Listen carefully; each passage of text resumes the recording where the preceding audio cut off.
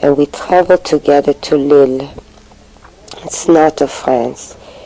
And on the way there, he said to me, it will be much safer for me to live with a Gentile family. And a friend of his had told him about this old couple who would be very happy to keep me for, of course, a certain amount of money, and I would be safe there. They don't know that I'm Jewish, that I'm not to tell them I am, and everything would work out very well. He'd come to visit me often, and not to worry about anything. Well, I begged him to stay with him. I just didn't want to be alone again with complete strangers. But he said it wouldn't be safe, that this way, if he's on his own and I'm with these Gentiles, everything would be for the best. And when the war will be over, we'll all be together again. So I had absolutely no choice but to follow his orders. So we went to Lille,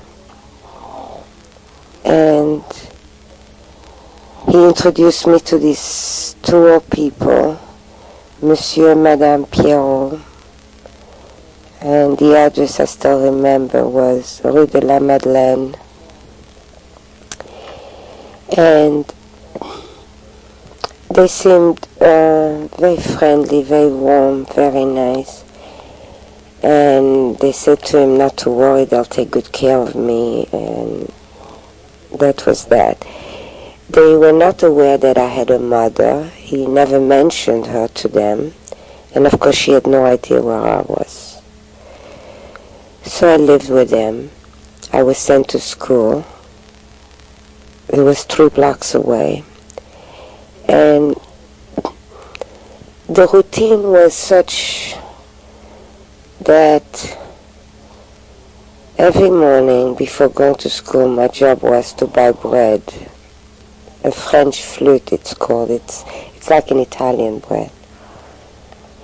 And then I would go to school. Then I'd come back home, and I had a lot of freedom there again. We really got along very well together. They were very warm, very sweet, and they gave me such freedom. I don't know if it's because they were Gentiles or not. Jews put a very big emphasis on education, and most people know that when a child comes home from school, either the mother or the father, either way, are after the child saying, did you do your homework? Do you have any homework? Do you have any studying to do, etc., and all that. I don't ever remember being pressured. As soon as I'd come home from school, I'd be outside playing with the kids. And there I really made a lot of friends. I was a real tomboy. I was a leader. I was very aggressive. And I got along very, very well with all the kids. In a way, it was the first peaceful moments I really ever had, where everything was at a standstill. It was school, home, and play, but there was more playing than anything else. I had such freedom. They were never nagging me about homework and about any of those responsibilities a child usually has. So that whole period was fantastic. My father, he would visit me every few weeks, and I'd have a wonderful time with him. He would take me to the movies, to the carnival when there was one in town. And everything just was very great. one day, whenever he would visit me, and after spending a whole day together with my foster parents, I would usually walk out in the street with him and walk to the corner with him and then kiss him goodbye and then just watch him walk away until I wouldn't see him anymore and just keep waving. And one day in particular, I remember him waving back to me, and that was it. Then he turned around the corner and I didn't see him anymore. I did not see him for 3 years after that. We found out later on that a week later the Germans captured him and he was sent to Germany in the worst 2 camps that the Germans had. One was Buchenwald and the other one was Auschwitz. It's a miracle that he came out alive up there. But he made it. He was a very strong man, physically. It's just that I somehow remember that last day with him so well, especially the waving goodbye to him and as he disappeared around the corner. Now, that short period where he visited me, I don't remember at all asking about my mother and did she know where I was. I don't remember her existence. I don't remember her at all. It's almost as if I had blocked her out. But anyway, we didn't hear from my father for about 3 weeks, 4 weeks. And one day I overheard my foster parents talking among themselves and saying, what are they going to do with me? There's no money coming in. As far as they knew, there was no mother. They did not know how to reach my father's friend, the one who suggested that I live with them. And I'm overhearing all this. And I realized that they could just do anything with me. I mean, I didn't realize they were getting even paid for keeping me. It was all so shaky, so disturbing, listening to that conversation. Anyway, Monsieur Pierrot said, we'll keep her anyway. We can't just throw her out. And they did, of course, get used to me, and they liked me, I liked them. We got along very well together. And so that phase, thank God, was over with. I was so glad to hear they were going to keep me. But at that time, I had no recollection at all of my mother, and I didn't know what happened to my father. He had just disappeared. So it was just wonderful to know they were going to keep me in spite of not getting any money anymore. At that period, I was living with them for about 7 months, and it seemed that my mother was trying to find me, which of course I was not aware of. My father had disappeared for about a month, and the total time since I was living with them was 7 months. And I found out later on that during those 7 months, she was trying to find me. She succeeded somehow. Again, Jews, one helps one another, especially during wartime. It's just incredible of all the places how she managed to find me. Not only did she find me, but she's the one who told us that the Germans took my father. It seemed that that friend of his had told someone who told someone, and that's how my mother found out that my father was in a German concentration camp. And eventually she found out exactly where I lived and where I was. So here one day she shows up about a month later. And of course it was a fantastic moment. I don't know, it's the whole thing is so unreal. Either I was with him alone or with her. It was such a short time where I lived with both of them at the same time. And here we went through that whole routine again, all over. He wasn't there, then she was there. Well, the arrangement that was made was that she would continue the payments for my staying there, and she would continue visiting me. Which she did, of course, regularly. I would say about every 3-4 weeks she would visit. Now, those 3 following years where I stayed with my foster parents,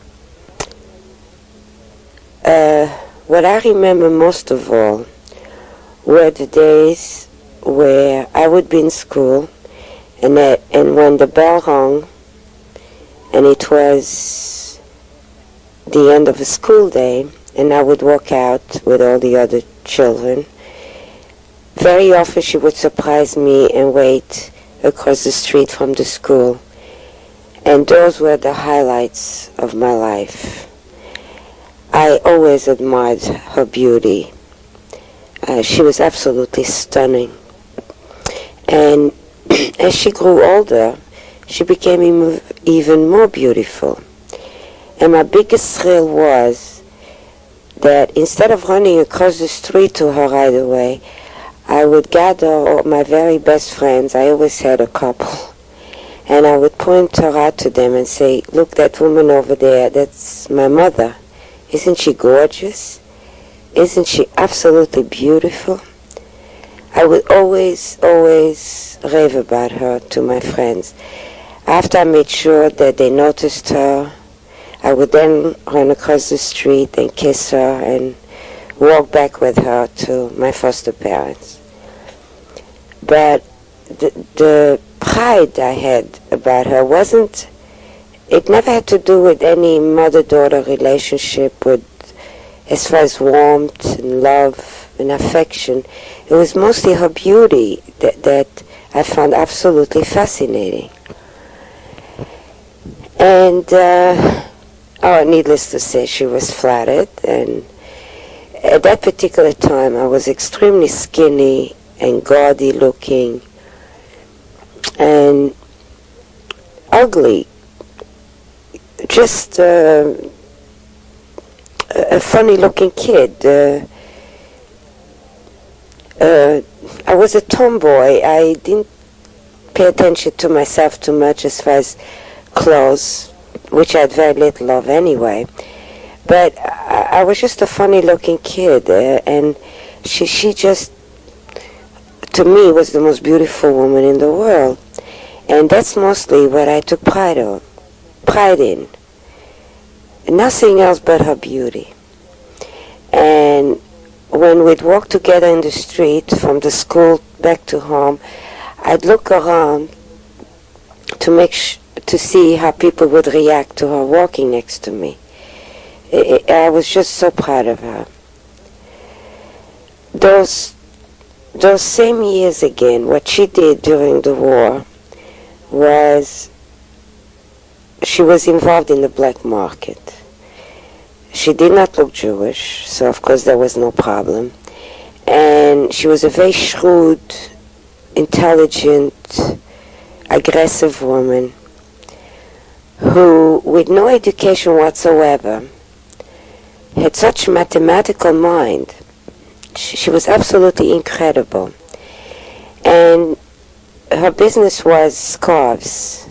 She bought scarves, she sold them, she smuggled them into Belgium through the borders. She made a hell of a lot of money, in fact. she had a small apartment in Paris, and then she had bought a beautiful apartment in Brussels, in Belgium, and it's all from smuggling. I mean, that was what she was doing for a living. So, in fact, I helped her even smuggle. I wasn't aware of it, consciously, of course, but I do remember quite often when there was vacation time, and she would then take me to Brussels to a beautiful, magnificent apartment, and we would be on a train crossing the border, and what she would do is if there were 2 months of vacation, I would spend the whole 2 months with her in Brussels. If it was 2 weeks vacation, it would be the same thing again. But before we went to Brussels, she would first take me to Paris with her, and she bought a dress for me that was 5 sizes too big. And what she would do is, she was absolutely so clever about it. She would attach a cord where you usually hang clothes down to dry.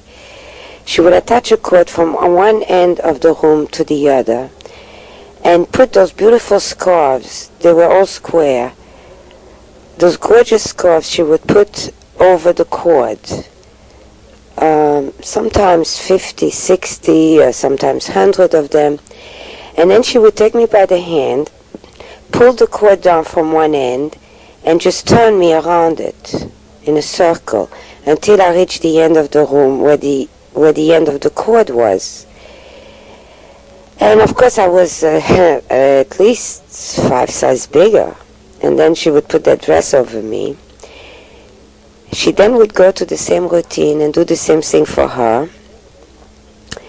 And that would really bug me because she was so beautiful and slim and gorgeous. And there she also bought herself, she also had the different size dresses for herself. And she would do the same thing. She would encircle herself with those scarves and then put this dress and the two of us standing there, heavy, fat, and with all the scarves underneath us. And then we'd take a train, cross the border, no questions asked. It was unbelievable. And then we'd get to Belgium, and then of course she would have buyers there, and anyway, that's how she made a hell of a lot of money with the black market. Oh, there's one thing I forgot to mention. When she appeared on the scene at my foster parents and said she was my mother, etc., and all that business, she was not aware that they did not know I was Jewish.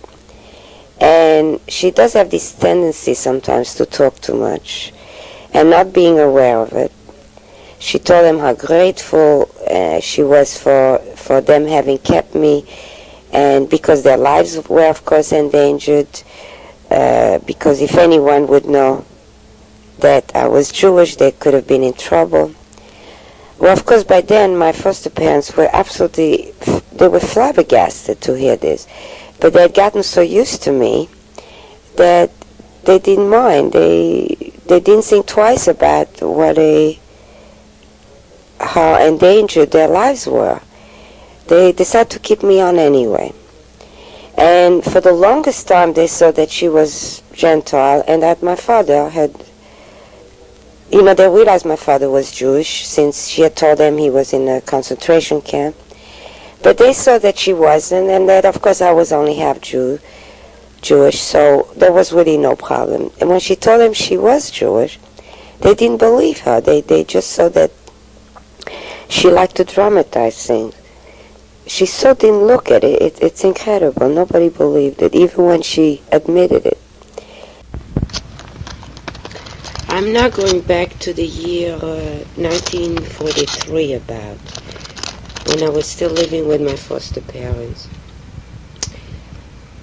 When I finished the vacation time with my mother and all her different boyfriends, and then returning to Lille, it would be a big readjustment because there was such a lack of food, and they were quite poor. Everybody was poor, come to think of it, during wartime. But there's one very important thing that I had forgotten and that I finally remember, is that they had a granddaughter who lived with them. Her mother had divorced. Her father disappeared after the divorce altogether, and her mother had to work full-time. And she lived in another small town about 3 hours away, so that she would only see her daughter on weekends. So anyway, her name was Janine, and she and I lived together in one room at my foster parents' home. Now, her being the granddaughter, there's no question that at times I felt left out of things, especially when there were family matters or personal problems with her. They seemed to, unconsciously I'm sure, but it was quite natural, they would of course give her more attention than they would give me. It was quite natural.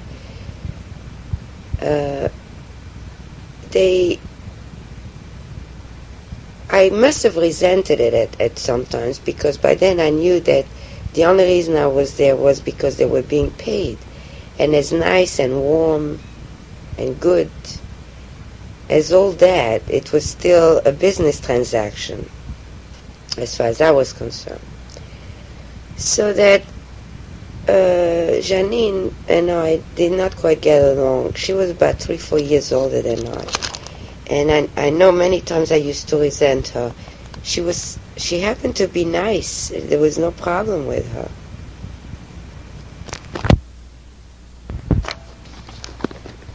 It was just that I felt secondary.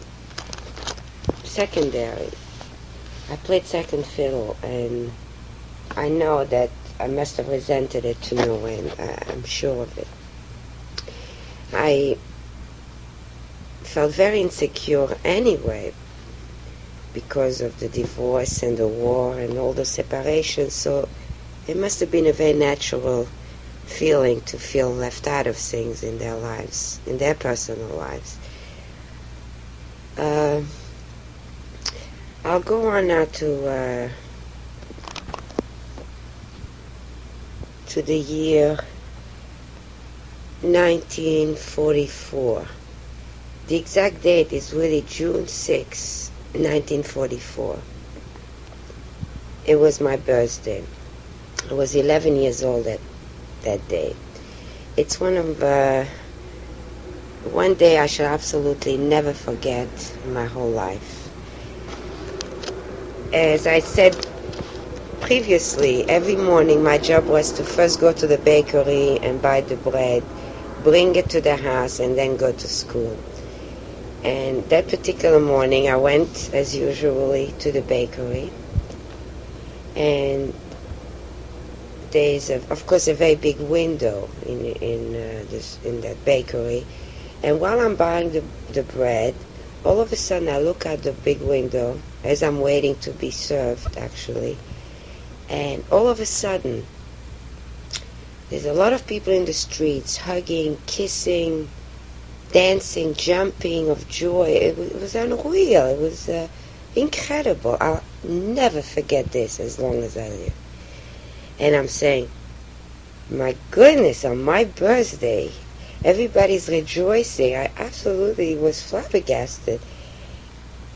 It was just unreal, from the outside. In fact, you could hear the screaming and the yelling and the joy and the feeling of these people. It was incredible. And all I kept saying was, on my birthday, everybody's so happy. I was 11. Anyway, I finally get the bread, the French flute, which I had to buy every day, and I walk out,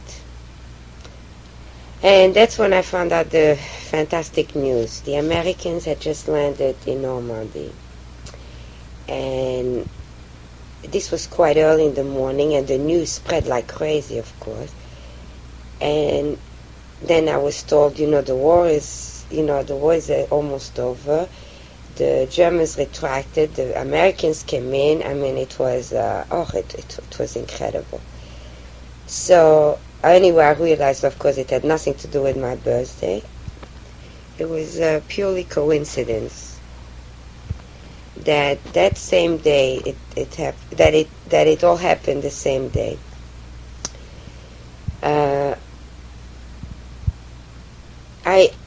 When I look back now, and I'm trying to analyze it, I know I felt such a joy looking outside that big window of the bakery, of those people rejoicing and laughing and jumping and dancing and kissing, hugging. And I must have felt absolutely thrilled that all this was happening on my birthday. When I found out really why that happiness and that joy, and I found out the war was over, in my young mind, I could not really appreciate the situation fully. I'm sure I didn't realize how important that day was. I was really too young to get it inside me that it was a very big major event, and that after 5 years of hiding and war and the Holocaust and all that horrible, I just couldn't grasp that. I wasn't really aware of how bad the war was, how horrible it was. To me, it was just a question of being separated from my parents. So that analyzing, going back into time, I must have felt a little bit disappointed that it wasn't because of my birthday in my childhood mind, that it was the end of a big era, the end of a nightmare. And there must have been some kind of disillusionment at the same time that this was all happening. I'm only assuming that those must have been my feelings. I really don't remember how I felt. All I remember is the initial reaction of watching the people outside that big window, and the only thought that came to my mind was, on my birthday everybody's dancing in the street and hugging and laughing. And so this was quite a big traumatic experience. Now, I remember the next day or two, many Americans with their uniforms appeared on the scene in Lille, all over the streets. And where we lived near a square, a big square, a plaza. They called it the Plaza Square of some kind. And there were many Americans resting there with their big duffel bags. And I'd said earlier I was a tomboy and very aggressive and very. I wasn't shy. I was never shy. And I used to go over to them, and of course all I could speak was French. And they were Americans. They spoke English, and of course it was difficult to communicate. But they were so wonderful. They were wonderful with kids. They took out of their duffel bags chocolate, chewing gum, soap. It's soap that smelled delicious. We never had soap that smelled like that. And they would hand it out to kids. And I would go from one to another, and by the time I got to the third American, or the fourth one, he'd see my hands were full, and he'd say, well, I assume he said, no more, we have to give to other people, something to that effect. So I would hide everything inside my blouse, whatever I had given, and then I'd start going in from one to another, and they thought I didn't receive anything yet. And so there we went again. They gave me more chocolate, more gum. And by the time I got to the 10th American, you can imagine how huge I was on top. I mean, I was like a big chubby kid, full of chocolate, chewing gum, and delicious smelling soap inside my shirt. And I kept getting it and getting it. It was a fantastic day. It was just wonderful. And one expressed a desire, and then I expressed the desire for them to come to where I lived so they could wash up. They looked so tired and dirty and exhausted. Of course, they wouldn't understand what I was telling them, so I took one by the hand and I signaled to the other to follow. And the next thing I know, 5 of them followed me to my foster parents. And I walked in to their house with these 5 beautiful, gorgeous soldiers. And Monsieur, Madame Pierrot, they were ecstatic. They hugged them, they kissed them. Of course, everybody talked in their own language. Nobody understood anybody. We were all talking French. They were all talking English. Nobody knew what the hell was going on, but everybody was hugging and kissing. And it was just beautiful. Anyway, each one took turns going into the bathroom and wash up. And then they came back into the kitchen and sat down, and she served something to drink. And then right in front of them, I took off my blouse, and they saw what I had hidden, and they couldn't believe it. Of course, I was 11, very, very skinny and tiny, and I had no inhibitions. I mean, at 11, it just would never have occurred to me not to do it. And I had about 25, what was the name of that chocolate? Hershey's, 25 packages of Hershey's, about 20 packages of bubble gum, about 7, 8 soaps, and they were laughing. They got such a kick out of it. So I put everything on the table very proudly that I had accumulated all that. And those same 5 wonderful soldiers, they then, while they were drinking, at the same time they opened the duffel bag and gave us more stuff. It was such a fantastic moment. And then I remember Monsieur Pierrot coming over to me and hugging me and kissing me, and he's telling me what a good kid I was, how I was able to accumulate all that stuff. And I remember him smelling the soap, and then he handed it to his wife, and she smelled it. It was unreal. It was like a comedy bit. We almost ate the soap. That's how good it smelled. So then, after they had finished washing and everything and giving us more stuff, then the 3 of us went into the bathroom to wash with that soap because it smelled so good. It was so fantastic. It was a beautiful moment in my life. And I also remember one of the 4 soldiers, he fell asleep sitting on the chair. He was so exhausted. So Madame Pierrot took them to the 2 bedrooms they had, hers and where Janine and I slept. And she put some blankets on the floor. Well, they all 5 ended up sleeping on the floor. And they slept, I think, 7, 8 hours straight. They must have been exhausted. And every now and then I'd go and peek in and just look at them. And it was really a fantastic moment. It just, no words for that. It just was absolutely beautiful. Now, the next day they had to leave. Or they left the same day. I really don't remember the exact. The thing was that they had to go on. You know, they couldn't remain in Lille. They just had to go on. So the goodbyes were kissing and hugging again and crying, and then they gave us even more stuff. I can't remember what. To me, the chocolate and the chewing gum was of a tremendous importance. This was the first time I was exposed to chewing gum. I had never seen it before. And in fact, I swallowed it at first. I thought you chew on it a while and it's a very good taste. And then you just swallow it until one explained that with emotions, he was explaining with emotions how you chew, you know, and you have a good time with it. And he was trying so hard to make me see it. And then he would show me how after a while you take it out of your mouth and throw it in the wastebasket, that you don't swallow it. Anyway, that was my first exposure to chewing gum. Till today, I still love it. That was that June 6, 1944, and the events a few days later were really big highlights in my life. I just have to, I just feel so good remembering it.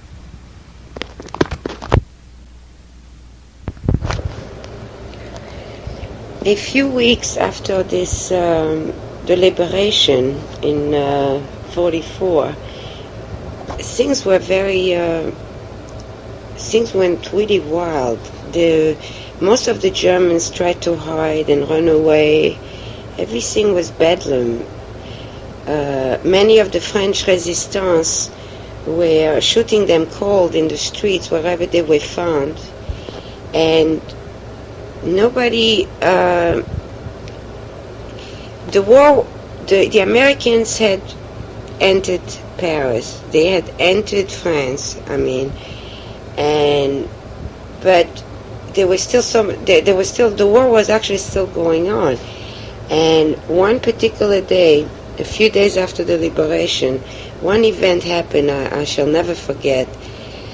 Right across the street from where we lived, there were some Germans. There were about 3-4 of them, and they blew up on the corner from where we lived. There was a cabaret, not a nightclub. It's a bar actually, and for no reason whatsoever, they just were so crazy and wild. For absolute no reason, they blew up that whole bar, and 2 people were hurt. 2 died, and 3 people were hurt very badly.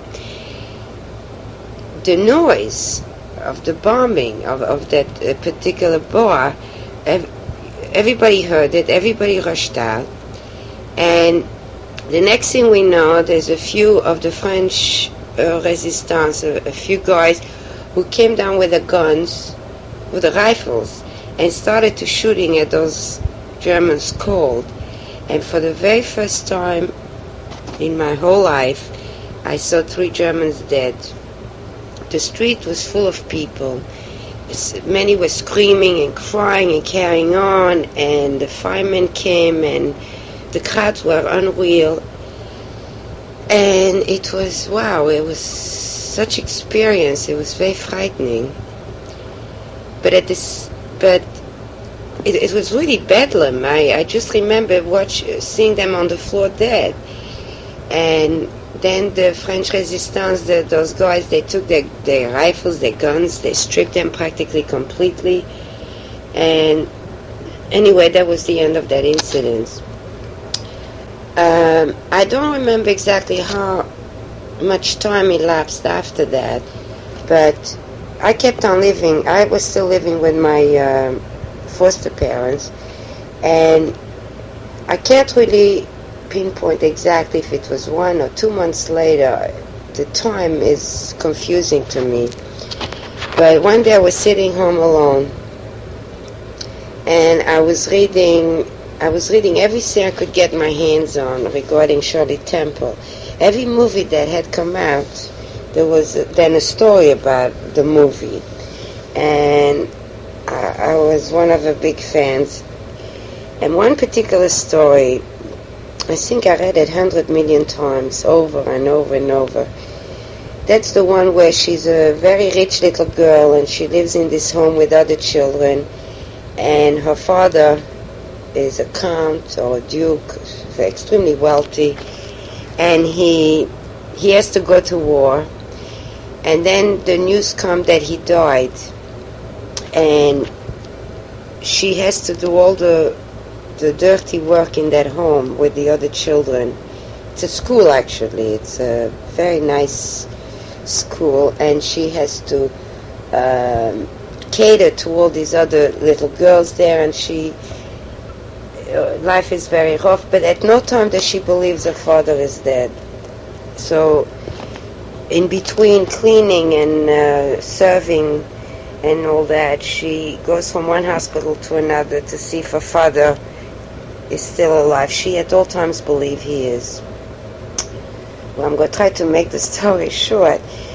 She, right at the end of the movie, she finally does find him sitting in a chair where he has no recollection, no memory, and she kept yelling, "Daddy, Daddy," and her voice, it just got to him, and all of a sudden he recognized her, and she found her daddy, and they hugged each other, and a beautiful ending. I used to read that story 100 million times, and I identified with this character extremely much. Well, going back to this afternoon where I'm sitting, I remember Monsieur and Madame Poirot were not at home, and Janine wasn't home, and I'm reading that same story for the 100 million times already. And all of a sudden the doorbell rings, and I reluctantly put the book away, even though I knew every word by heart already. I put the book away, I opened the door, and there's a man standing outside, dressed in the uniform that all the Jews in concentration camps wore. He had no hair at all, completely bald, very, very skinny, with the blue and white uniform they wore at that time. And this man is just standing there, and I'm just looking at him. I don't know who he is. And all of a sudden he smiles. And anyway, that was my father who had come back. I can't describe the next few minutes. Between reading that book for I don't know how many times already, and him standing there, I just don't find the words. As it is, I'm not articulate. I just cannot describe all the emotions that went through. I sat on his lap. I brought him in the house first, of course. I sat on his lap, and I remember asking him, why isn't he wearing a regular suit? Why is he wearing that uniform?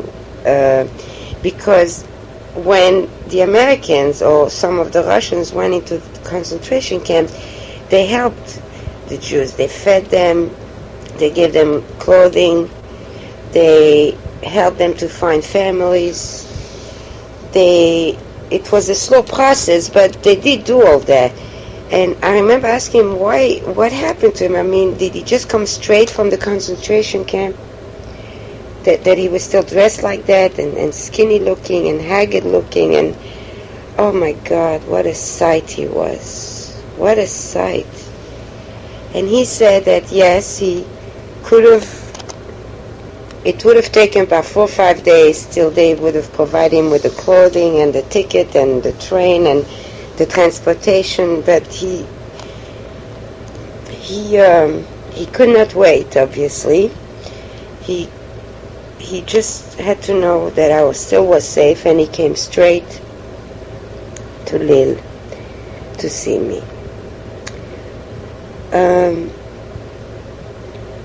He stayed on for about a week with us, and Monsieur Perrault gave him some clothing that he had borrowed from someone else, because my father was too tall. And in the meantime, my mother was contacted, and she came, and that moment, the three of us, for the first time in God knows how long, the three of us were together, and they were divorced, of course, but she helped him. She brought a suitcase full of shirts and ties and clothing and everything for him. And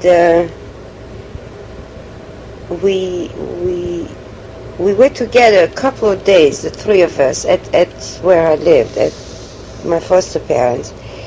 And what I remember afterwards is staying on with my foster parents a while longer.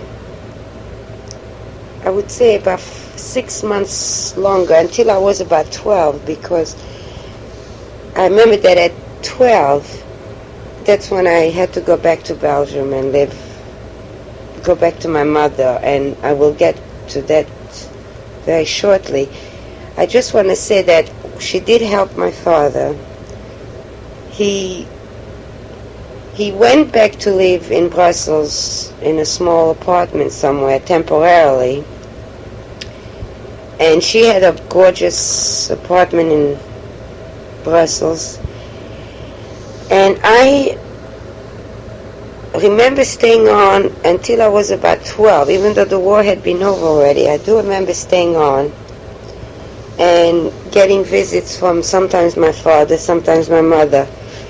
I wasn't aware that either one at any of those times could have really taken me out of there, since there wasn't any war anymore. But